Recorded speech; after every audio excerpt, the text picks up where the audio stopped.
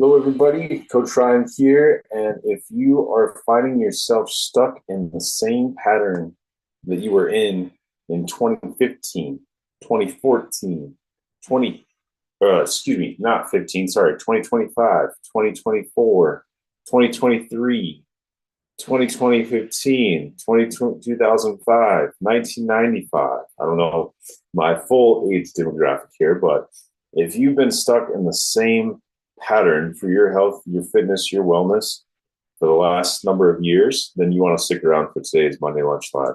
My name is Ryan Sanders, and for over the last 13 years, I've helped people take control of their health, optimize performance, and build sustainable habits that stick. As a certified strength and conditioning specialist and also a certified sports nutrition coach, I've worked with everyone from athletes to busy professionals, coaching them through the science and real world challenges of fitness and nutrition. So here I share the stories, the lessons, and the systems that make long-term wellness possible. And that's what I'm going to be focused on today is creating systems, or an aspect of creating systems. So a lot of the getting started aspect we've talked a lot about, and that over the course of 4, 8, 12 weeks, basically 3 months, you set yourself up for a baseline, establishing where you are and where you want to go, and creating a rhythm that will get you set up for success, right? And then throughout the rest of the year, you want to really dial that in and experience all the things that might challenge that rhythm, right?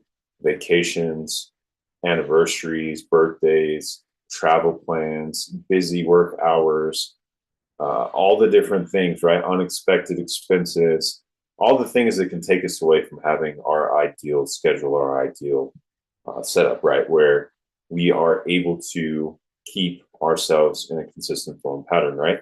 And then once you've been able to challenge yourself in that way, I think a lot of times we look at it as, well, I had XYZ, so I had to stop working out. I had ABC, so I had to stop making good food for myself. Motivationally, ruts are okay. I've been having a challenge cooking myself food for the last, I don't know, 2 years probably. And you're like, well, Ryan, 2 years, holy crap. I did so much meal prep in my 20s that I just have, but in the last couple of years, my brain shut off. And I don't know if it's just I'm in a kind of feel like I'm stuck or what, but it's an excuse, right? So over the weekend, yesterday, made sure to get some really good sleep. Saturday, got up. My wife and I went to church, got back. We did our thing in the afternoon. And then the evening time, went and got some groceries, came back and started experimenting with some new recipes. Turns out having some motivation came from looking at some new recipes, because all the other stuff I've prepped 100,000 times is boring. And I like to keep doing the same things in certain cases, but food is one of those areas where I would say consistency is the same, but variety helps from time to time. And so that helped me win yesterday. So created this chicken crust pizza, and the macros are crazy. It's like for the whole pizza, it's about 110, 115 grams of protein. You could get a solid 6 slices out of it. And so, yeah, there's some fat. There's some carbs in there too, depending on what you put on there for your toppings. But very protein heavy. Not too bad for a first round. Definitely edible. It wasn't burnt or too dry or anything like that. So I have myself something to mix things up. And that's especially important because next week, my wife's out of town for an entire week. I am here with the dog by myself. I still have work to do. I have a lot of things to get done for my business. And so exceptionally busy in hours, got the dog all to myself. Still have to feed myself, right? Because a week of not eating is no bueno, especially if you're trying to work out. So in that context, I've given myself a little fuel for the fire. Now, that being said, these are the little things that are instituted as challenges. I'm not going to give you the 3-point blow and go today. Today's going to be a little bit more free form, but I am getting to a point, I promise. So getting back to what I started with, when you allow yourself to get through that full year of addressing those challenges, I just narrated a few things that I'm going through right now as a coach, as one who who teaches this on a regular basis, now you have yourself a whole year of good details, of good experiences, opportunities and ways to address those challenge points, and hopefully some substantial and tangible results too. At the very least, consistency in making the effort towards having the progress.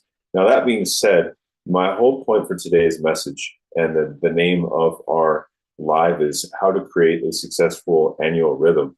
So now I've told you how to set up that baseline year.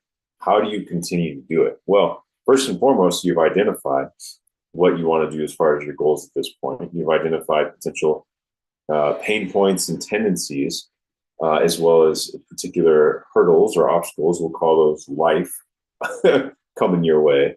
And now you have a good scope of that. Well, one way to do it is to be very intentional about how you plan for the year. You know, generally what you're going to be experiencing throughout the year. We just moved into February, which is a short month, but it's already the second month of 2026.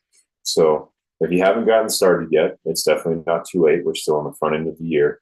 But however you plan your life, it would be good to go ahead and look at it on an annual basis. If it's on paper, pen and paper, if it's on your calendar, your work calendar, make sure everything is synced up if you're working between a personal and a business calendar, because that is a common space I see a lot of my clients miss their opportunity to keep themselves reminded and keep themselves in accountability. So make sure all of your access points or all of your planning points are synced up and integrated.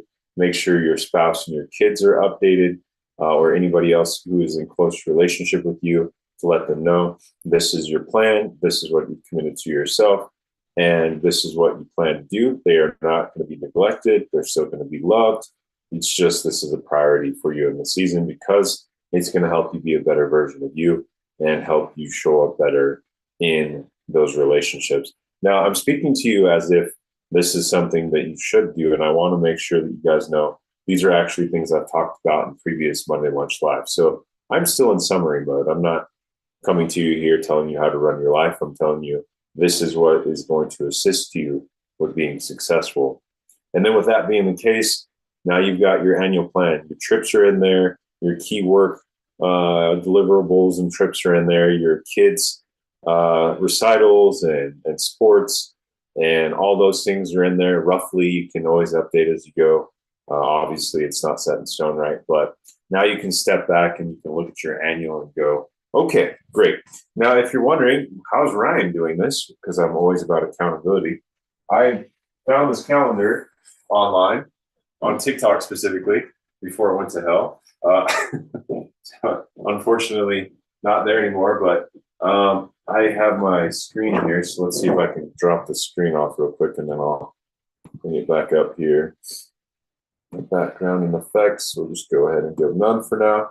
So I got this calendar. I'm just calling it the big goal calendar, the word that was there where I put goal. Wasn't a fan of, so I changed it. A little rebrand here. But this is literally the entire year. All months are on my right hand here, and then all the way across the other side. So now I can take this big calendar, throw it up on the wall, and look at my life. Now, that being said, I have talked to clients about this in the past, and they've said that would give me anxiety. I would look at that and feel like I couldn't take on any of that at any given time, and that would stress me out. I can't remember if I was talking to my wife about that as well. But the whole thing is that it's not intended to stress you out. It's intended to get you a game plan that you can stick to. When you plan, now all you have to go is do, versus if you fail to plan, you've planned to fail. Now, I'm not saying that that's 100% absolute.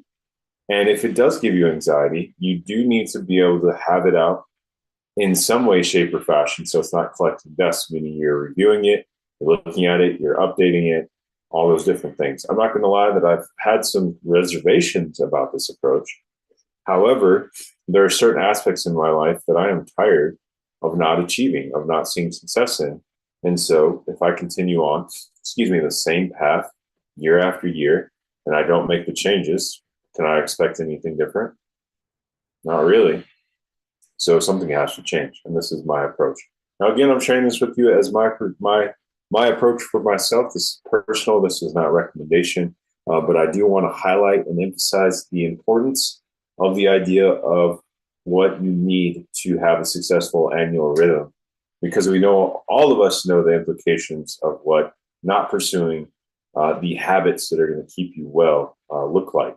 That being fitness and nutrition specifically in this case.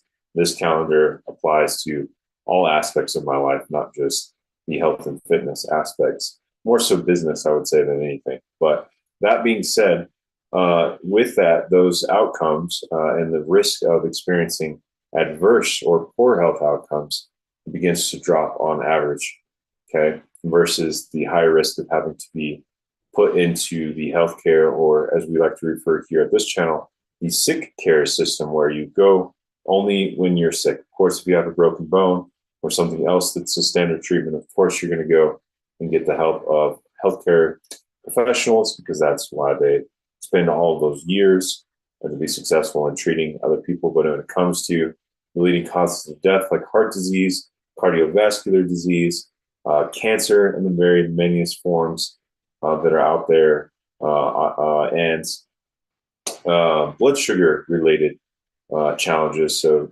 diabetes, a lot of those deaths that happen are preventative. And so it all is predicated on how we eat, how we exercise. And that is the premise of why we're here, is to keep you moving, keep you eating well, so that you can enjoy life. And even if there isn't the health scare, it's still a matter of quality of life, right? So would you rather be the one that's having the health challenges, maybe not enough to get you in the hospital, but it does impact your social, family life, work life, whatever it might be? Or would you rather be the vibrant one, the one with vitality, the one that is always looking forward to the next occasion, whether physical activity or not, as a part of your life, your lifestyle? So if that's you. Go ahead and drop in the comments your goals related to this year. It can be just a one-liner. It doesn't have to be a lot. We'd love to hear from you, hear what you guys' goals are. Again, when you share it and put it out there, it is a great opportunity, one, for you to share it, and two, and get some kudos for it, and two, provide you some accountability. And I think that's the number one reason why we don't share our goals, is because we don't have environments where we can share it with people who are like-minded like us. And that's part of what I want to do with Project Fresh, is make this a community of like-minded individuals who are all striving towards the same thing. And that's exactly what I was talking about before, is to live a lifestyle that is full of vitality and vigor, and also just joy. That you might have circumstances and challenges that you're experiencing, but because you have a foundation under you, supported by fitness and nutrition, you can choose joy in spite of the circumstances and challenges. All right, that's Ryan Sanders with Project Fresh. I hope you guys are having a wonderful start to your February, and we'll see you next week, same time, same place. It's a little late today, 12 p.m. Mountain Standard Time, 2 p.m. on the East Coast, and 11 a.m. on the West Coast. And for those of you who are UK, about 6 to 8 hours, well, actually 8 to 9 hours ahead. And for those, I think we've had a few Aussies 5 hours back tomorrow. So that would be 5 hours back from this time would be about 7 a.m. I think in New Zealand and Sydney, if I'm not mistaken. All right. That being said, so that'll be an early morning start to you guys. And with that being said, we'll see you guys here, same time, same place. So that'd be Tuesday for those in Australia. So it'd be Tuesday lunch live for you guys versus Monday. That being